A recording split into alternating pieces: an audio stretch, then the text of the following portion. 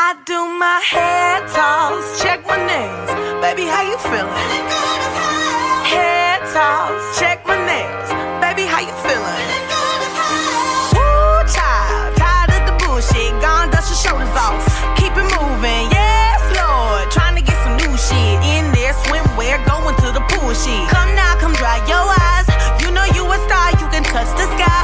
I know that it's hard, but you have to try. If you need advice, let me simplify. If he don't love you anymore, just walk your fine ass out the door. I do my hair talk, check my nails. Baby, how you feeling? Hair talk, check my nails. Baby, how you feeling? Feeling good as hell. Baby, how you feeling? Woo, girl, need to kick off your shoes. Gotta take a deep breath, time to focus on you. All the big fights, long nights that you've been through. I got a bottle of tequila I've been saving for you. Boss up and change. Welcome back, gang. Yours truly, Meg Higgins, Queen of Second Opinions. Check me out at secondopinionated.com. If you ever want to call me live while I'm doing my show, 515-599-1687, secondopinionated.com. You want to go there for a couple of reasons. You want to find out some of the things I'm up to. You want to find out some of the ways you can put me on your team. I've earned the right to be queen because on this planet, in the third act of life, which is code for anybody over 60, if you want to know the exact number, go to the website. I lived through my spirit's age, and she is 45. Speaking of 45, I'm coming into closing out my 45th year as a clinical therapist. Wow, can't believe it, can't believe it. And I'm not retiring, I've made that known. It's not in my DNA. It doesn't serve me because I'm here to serve. So here we are. We are gonna hear from me as your queen, but tonight, not only am I queen of second opinions, I am confessing. This show is about confessions of a recovering control freak, because that's what I am. And I know a lot about confession because I was raised Catholic. That was part of the doctrine and the dogma, was to go and tell your sins to a priest. Well, that's not the spin I'm giving this tonight. But I want you to know that, see, it's so interesting. It doesn't matter how educated you are. It doesn't matter what rank or title you have in life. We've all got stuff. And a big part of my stuff has been about learning how to let go of my need to control. Now, part of that also just comes with being human, but some of us get bigger doses of the need to control than others. But let's make sure you understand the need to control. This is where a person will do a range of things to manage or to affect a particular outcome, whether it's a situation, whether it's an event, or even an outcome of trying to impress another person. Now, there's a difference between being a recovering control freak, which is what I see myself as, versus someone who exhibits controlling behavior. I'm going to make the distinction, but first things first. How did I come to become such a control freak? I don't think there's ever one answer. I think it's a combination of many, many factors. Although I will say, I do believe the biggest contributor to my having to control stuff, people, situations, events, I believe, again, was tied to being part of a pack. I'm one of 10 children, number 3 here. And my point of view, and that's all this is, I'm not here to sell anything, I'm not here to convince anybody, I'm not here to persuade anybody, I'm just here to share. And self-disclosing has been my secret sauce as a therapist. I've not ever seen myself as an expert except on my life. Other than that, I'm right there in the trenches with my clients, learning every step of the way how to do this thing called life. So being one of 10, let me make this very clear. My parents, in my humble opinion, were a dynamic duo. They were a well-tuned, fine-tuned, well-oiled machine. Mom was the queen of baby making. Dad was the king of making money. And those two ran a tight ship. 5 girls, 5 boys. My mother's executive functioning skills, off the chart. She could have ran a Fortune 500 company. But instead is reflected in the nest, in the home, and the day-to-day, and the lifestyle management, and the people management with every child that came on the scene. The two together, I called it, growing up in what I named a command control environment. My father served a few years in the military, but not enough to really run a tight regimen, which is what many military members do, especially when they stay in the military for life and then retire. But the combination of those two having to create such a tight order and structure, that became, for me, what we call in the therapy world our familiar, what we're accustomed to. So I was accustomed to being in an environment that was really almost rigid. In other words, black and white, yes or no, good or bad, right or wrong, there was no gray. And they needed that much order and they needed that much structure so that we would all get through this thing called life successfully. That can foster a lot of anxiety in a person. If you feel like there's no breathing room to be you, or to relax, or to do something that wasn't ordered or structured in the day or the week or the month. That was my experience. There are some people who are recovering control freaks for the other reason, which is they didn't grow up with enough structure. There was more chaos, more flying by the seat of one's pants in the family system, in the household. In other words, there was too much either unpredictability, lack of order, direction, plan, vision, or in the worst case scenario, way too much unpredictability in someone's mood or attitude. We call that being emotionally volatile. So it's often two extremes. Too much order and structure, too much doctrine, too much of a regimen. That's what I lean to. Or people who grow up with no order, no structure. Either which way, we don't like not being solid, not having a sense of where are things going today. So that will create a lot of anxiety. My anxiety, like I said, is tied to so much order, so much discipline. And again, this is not a criticism. It just is what was our familiar. And as a result of that, when I went out into the world called adulthood, I clearly can see now some really strong examples of my attempt to control, manage, or produce a particular outcome. Let me take you back to when I was 16. Now, being raised Catholic, we've got the commandments. Thou shalt not steal. Well, at 16, I shoplifted at J.C. Penney, South County Mall to be exact.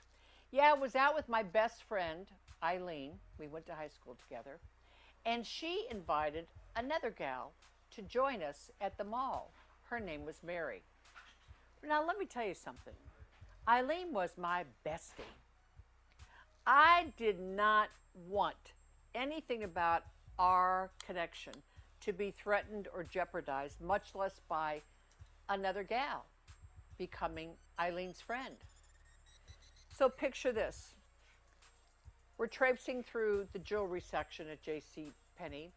Eileen stops admires some earrings. And I say to her, hey, you like those earrings? And she's like, yeah, sure do, but I don't have any money. Oh, okay. So she goes ahead and saunters forward.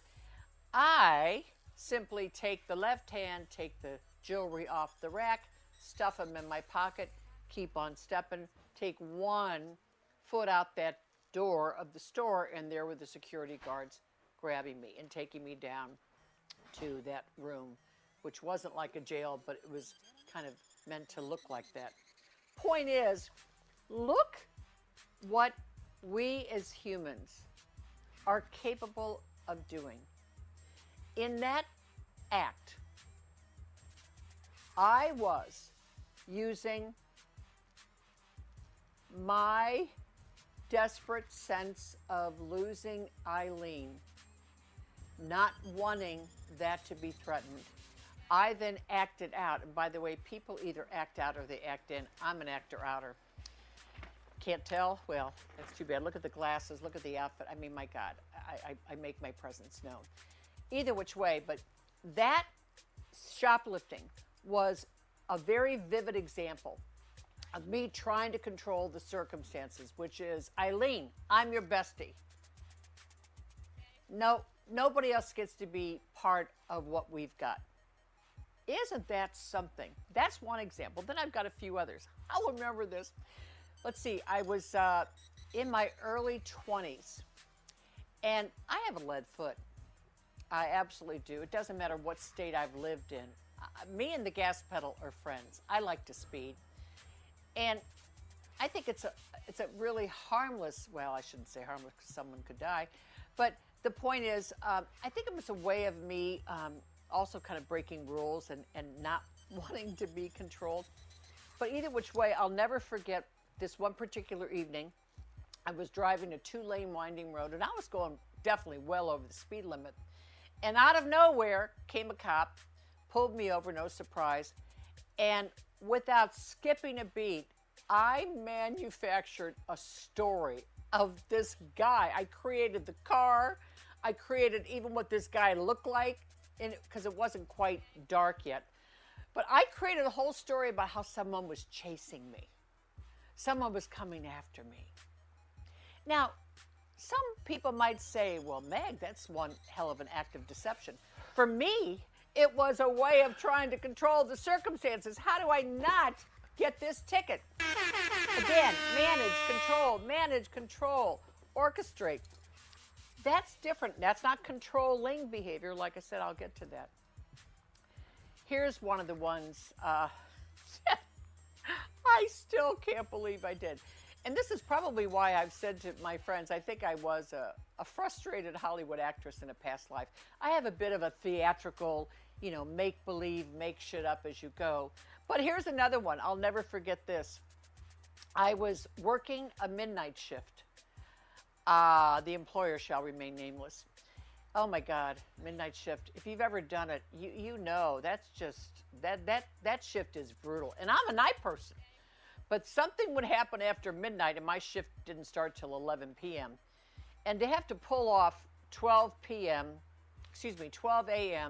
to 6 a.m. in the morning was no cakewalk for me. But the bottom line is, I'm working the midnight shift at this gig, and I'm also going to graduate school at St. Louis University during the day. So I'm burning the candle at both ends. I'm working full-time, and I'm going to school pretty much 3/4 time to get my master's in social work. And it was coming up on exam week, and I just was fit to be tied. I don't have enough time to study. I'm tired. I'm on this dog-eat-dog shift. So what came to me as a way of controlling a particular outcome? And the outcome was, I want some time off. I faked an asthma attack. Literally. Carl, Justin, I got Carl. I'm the not Carl. My partner in crime, who's not here, by the way. I've got Justin, my producer.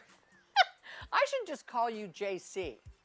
That way I got Justin, Carl. Don't you think? Just call you both JC, and you'll have to learn how to answer to it. JC, Jesus. either which way. But I created an asthma attack. Now, here's the deal. Here's how I did it. My employer, actually, my boss, did know that I had asthma because I really was kind of having bouts of it during the summer. And yeah, thank you. And so they already had that background information on me. So what I did was I got to pretend that I'm passing out, but I'm in a section of the building where there really was nobody there.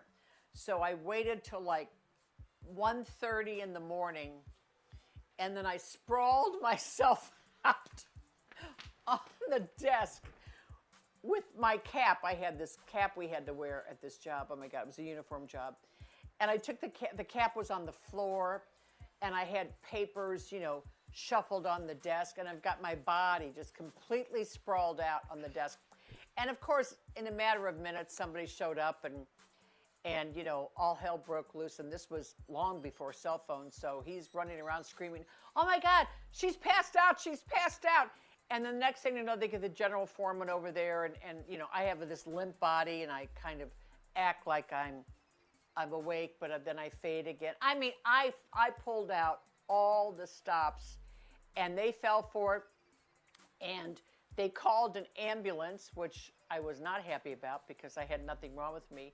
And I woke up just enough to say, no, I'm okay. I just had an asthma attack. I can drive myself home. And they let me, which was the whole point. That was Oscar worthy. So I got home, and then I got to sleep, and then I got to study because it was exam week. Again, it's just really, really, really, really something. Now, these are two small, separate incidents that I look back and I'm going, boy, Meg, you really wanted to make certain things happen in a particular way. And I don't necessarily see this as bad. Not necessarily. It's just something that at some point was going to not serve me anymore.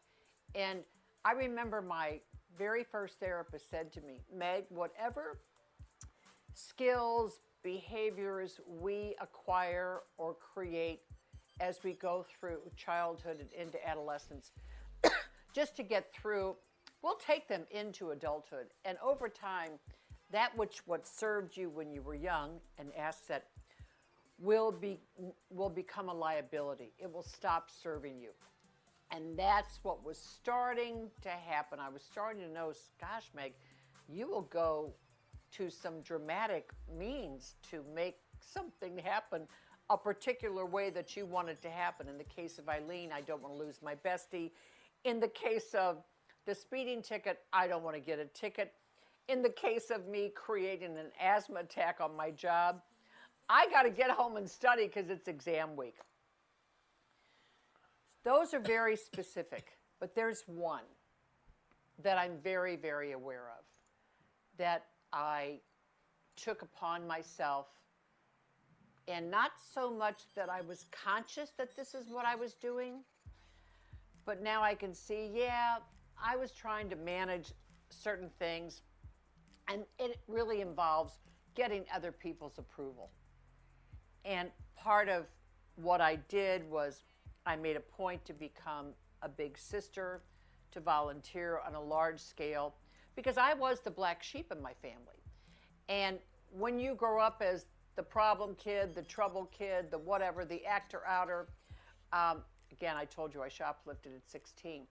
I didn't want to carry that image anymore. So now I got to come up with ways to move away from that, and becoming a big sister, going to graduate school, just to name a few, were not so specific controlling behaviors in that regard, but they were my way, again, of managing an outcome. It's really, really important to understand some of the things we will do because it's what we're familiar with, and they serve you for a while, and then they start to not serve you.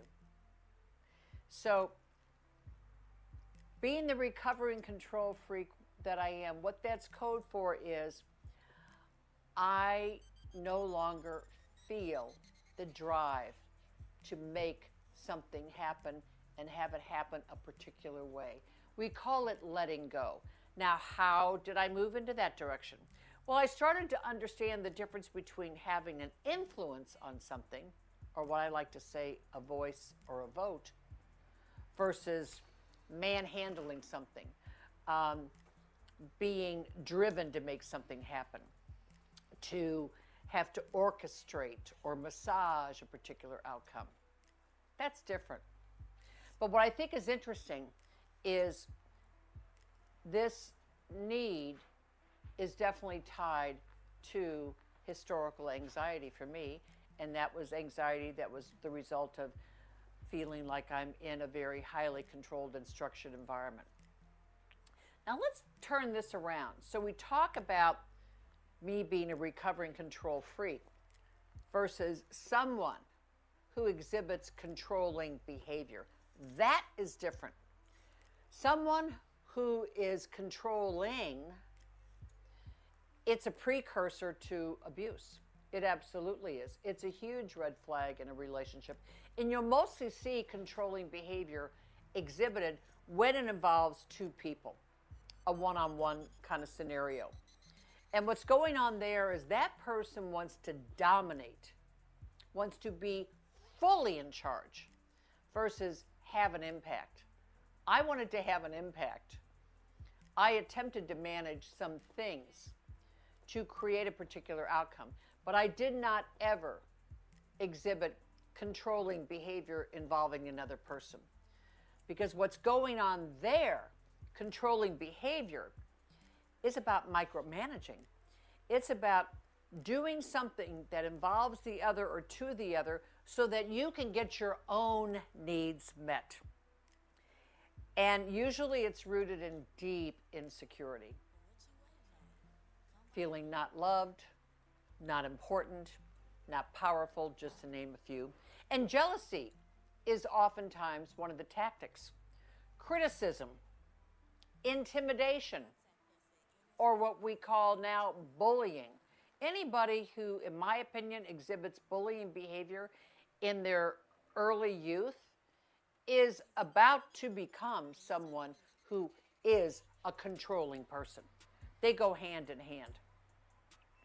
Because what's going on there is you want to erode the other person's sense of self, their sense of importance. That's why we call it dominance.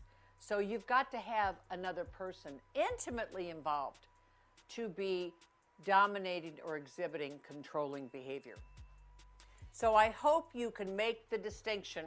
I'm winding things down now. Again, I'm out of the closet, self-admitted, recovering control freak. That's one. I grew out of it, thank you, Lord. And that doesn't mean I was a controlling person.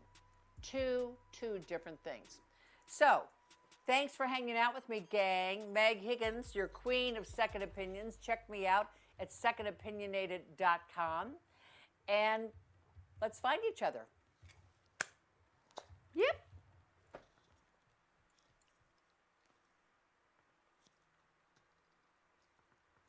I do my hair toss, check my nails. Baby, how you feeling? Hair toss, check my nails. Baby, how you feeling? Woo, child, tired of the bullshit. Gone, dust your shoulders off. Keep it moving, yes, Lord. Trying to get some new shit in there. Swimwear, going to the pool shit. Come now, come dry your eyes. You know you a star, you can touch the sky.